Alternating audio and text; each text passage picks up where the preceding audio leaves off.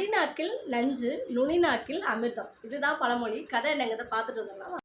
அழகே அழகே எதுவும் சிவகாமிபுரம் அப்படிங்கிற ஒரு ஊரில் அருண் அப்படிங்கிற ஒரு வாலிபன் வாழ்ந்துட்டு வராரு. அவங்க அப்பா பேர் வரதன். இந்த வரதன் அப்படிங்கிறவர் வந்துட்டு நல்ல ஒரு நேர்மையான ஒரு தொழில் செய்பவர். அருண் யார் என்ன சொன்னாலும் அப்படியே நம்புவான். பாசமாக இருப்பான். எல்லார் மேலேயும் ரொம்ப பாசமாக இருப்பான். யார் என்ன சொன்னாலும் அதை அப்படியே நம்பி அவங்க நம்ம நல்லதுக்காக தான் சொல்லியிருக்காங்க அப்படிங்கிறத ஒரு செயலை செய்யக்கூடியவர்.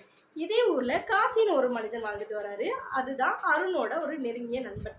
காசி எப்படி அப்படின்னா உள் மனசுக்குள்ளே ஃபுல்லாக வஞ்சகம்தான் இருக்கும். யாரும் நல்லா இருந்துருக்கூடாது அவனுக்கு. யார் நல்லா இருக்கிறதும் காசிக்கு பிடிக்கவே பிடிக்காது. ஆனால் வரதன் நல்ல தொழில் செய்கிற மனிதர். அவர்கிட்ட நல்ல தொழில் செய்ததுனால தன்னுடைய பிள்ளைகளை எந்த ஒரு வறுமையுமே தெரியாமல் வளர்த்துட்டு வராரு. காசிங்கிறவன் அப்படி கிடையாது. காசிக்கிட்ட எவ்வளோ வன்மம் இருந்ததோ அதே போல தான் அவங்க அப்பா கிட்டேயும் அவ்வளோ வன்மம் இருக்கும். அதனால் அவர் என்ன தொழில் செஞ்சாலும் கொஞ்சம் தான் வருமானம் அப்படிங்கிற மாதிரி இருக்கும்.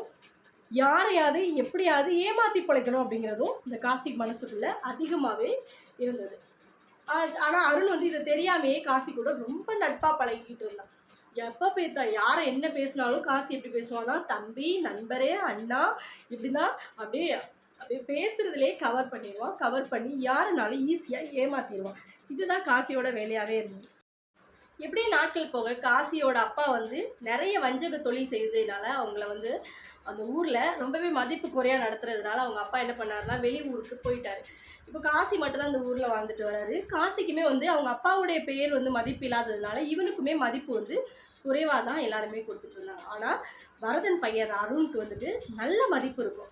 வரதன் பெரிய பையனாகிறான். நல்ல ஒரு வாலிப வயசு ஆயிடுச்சு. அவனுக்கு ஒரு தொழில் செய்யணும் அப்படிங்கிற ஒரு ஆசை. ஆனால் எந்த தொழிலில் செய்யணும் அப்படிங்கிறது அவனுக்கு ஒரு கேள்வியாக இருந்தது. அப்போ அவங்க அப்பா கிட்டே போய் கேட்குறான். அப்பா சொல்கிறாரு, தொழில் உன்னுடைய அனுபவம் எப்படி இருக்கோ, உன்னுடைய மனசுக்கு எது சரின்னு படுதோ அதை நீ செய், உனக்கு பக்க பலமாக நான் இருப்பேன் அப்படின்னு சொல்கிறாரு அவங்க அப்பா. அப்படி சொன்ன உடனே அருணுக்கும் சரி நம்ம அப்பா இருக்கிறாங்க, இன்னும் ஒரு 2 பேர்கிட்ட நம்ம விசாரணை கேட்டுக்கலாம், என்னென்ன பண்ணலாம், எப்படி பண்ணால் எப்படி ஓடும் அப்படின்னு சொல்லி கேட்டுக்கலாம் அப்படின்னு சொல்லிட்டு காசியை பார்க்க போகிறார். காசி எப்போ சொல்கிறாரு, உனக்கு நல்ல தொழில் ஆரம்பிக்கணும்னு நீ ஆசைப்பட்றேன், அது நல்லது தான், உனக்கு நான் ஒரு வாய்ப்பு தரேன், நானும் இதே மாதிரி ஒரு தொழில் ஆரம்பிக்கணும்னு சொல்லி ஒருத்தங்கிட்ட காசு கொடுத்துருக்குறேன். அவர் என்ன சொன்னார் அப்படின்னா, நம்ம 1 மடங்காக கொடுத்தா 2 மடங்காக கிடைக்கும் அப்படின்னு சொல்லியிருக்காரு. நீ என்னை நம்பி கொடு அப்படின்னு சொல்லிட்டு நிறைய நம்பகத்தக்க வார்த்தைகளை பேச ஆரம்பிச்சிட்டாரு. காசி மேலே எவ்வளோ ஒரு நம்பிக்கை வரணுமோ அந்த அளவுக்கு பேச ஆரம்பிச்சிட்டாரு. அவ்வளோ நம்பிக்கையாக, ரொம்ப அக்கறையாக, ரொம்ப பாசமாக 1 வாரமாக அவரை ஃபாலோ பண்ணார். 1 வாரமாக தொடர்ந்து அருணை பேச்சு கொடுத்து நல்ல நல்ல வார்த்தைகள்லாம் சொல்லி பணத்தை வாங்கிக்கிட்டார். அருண் என்ன பண்ணார் அப்படின்னா, அது உண்மை அப்படிங்கிறத நம்பி ஒரு 5 லட்சம் பணத்தை எடுத்து காசிக்கிட்ட கொடுத்துருக்காரு. காசி என்ன சொல்கிறாரு, நம்ம 1 வாரத்தில் தொழில் ஆரம்பிச்சிடலாம் அப்படின்னு சொல்லியிருக்காரு. அந்த 1 வாரம் ஆகி முடிச்சதும் அருண் காசியை பார்க்க போகிறாரு. காசி வீடு பூட்டி கிடக்குது. காசி வீட்டில் யாருமே இல்லை. அப்போ பக்கத்தில் விசாரிக்கிறாங்க. பக்கத்தில் விசாரிக்கும் போது இந்த மாதிரி அவன் இந்த வீட்டையும் விற்றுட்டு இந்த ஊரை விட்டே போயிட்டான் அப்படின்னு சொல்கிறாங்க. அப்போ தான் அருணுக்கு அவன் ஏமாந்தது புரிஞ்சுது. ஐயோ நம்ம ஏமாந்துட்டோமே அப்படின்னு சொல்லிட்டு வீட்டுக்கு போகிறான். வீட்டுக்கு போனோன்னு அவங்க அப்பா கிட்ட சொல்கிறான், அப்பா நான் இந்த மாதிரி ஏமாந்துட்டேன். அவன் நல்லா பேசினா, நம்பிக்கையாக பேசினா, ரொம்ப ரொம்ப நம்பிக்கை தர அளவுக்கு அவன் என்கிட்ட நடந்துக்கிட்டான்ப்பா. அதனால நான் அவனை நம்பி இந்த மாதிரி ஒரு 5 லட்சம் பணம் கொடுத்துட்டேன் அப்படின்னு சொல்கிறான். அப்போ அவங்க அப்பா சொல்கிறாங்க, நம்ம யார்கிட்ட பேசினாலும் எல்லாமே ஒரு அளவோடு தான் பேசணும். அவங்க மனசுக்குள்ளே என்ன இருக்குன்னு யாருக்குமே தெரியாது. இப்போவும் உங்கள் மனசுக்குள்ளே என்ன இருக்குங்கிறது உங்களுக்கு தான் தெரியும். என் மனசில் என்ன இருக்குங்கிறது எனக்கு தான் தெரியும். நான் அப்படின்னு கதை சொல்கிறேன் அப்படின்னா எனக்கு கஷ்டமே இல்லை அப்படிங்கிறதும் கிடையாது. நீங்கள் இதை பார்க்குறீங்கன்னா உங்களுக்கு இதில் கஷ்டமே இல்லை அப்படிங்கிறதுலாம் கிடையாது. எல்லா மனுஷங்களுக்குள்ளேயும் ஏதாவது ஒரு குணம் ஒளிஞ்சிட்டு இருக்கும். எல்லாத்துக்கும் ஒரு கஷ்டம் இருக்க தான் செய்யும்.